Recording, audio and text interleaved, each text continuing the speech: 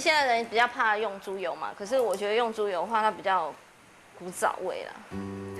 对对对，比较传统的味道。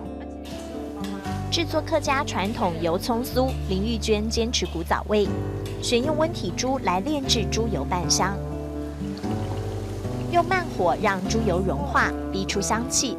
这是炸红葱头背后的成功配角。纯手工去红葱头外皮，费时又费工，但是要做出客家油葱酥，这个步骤绝不能少。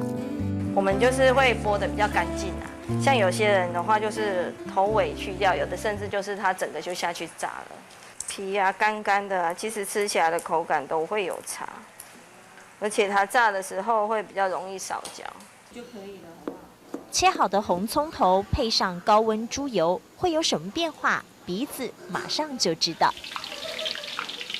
有一次我在炸，我们小姐说：“你们刚刚有看过一个超市吗？”我说在那边就。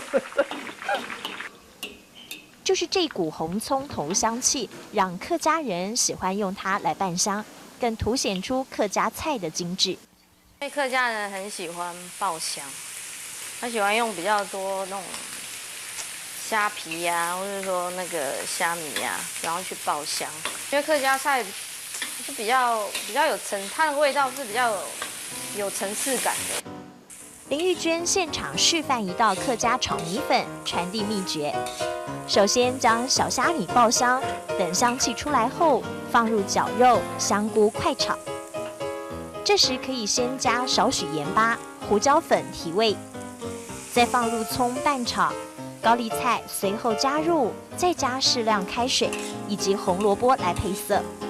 最后才能放米粉快炒，等水吸干之后，撒上红葱头。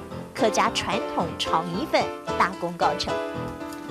虽然红葱头只是提味用，制作时也不需要什么精湛的厨艺功夫，但看在林玉娟眼里，这滋味很怀念，赋予了传承使命。我只是在做一个传承的动作，就是把这些好的手艺呢，就是继续流传下来，不要失掉这个味道。那我觉得我可以很自豪的觉得说，我真的可以保有妈妈的那个味道。母亲的味道怎么也忘不了。林玉娟自己动手做，将客家酱料商品化，让客家菜能延续下去。猪油的香气替客家菜打底，红葱头的韵味做客家菜灵魂。一勺油葱酥是客家妈妈的回忆，也品尝出感动时刻。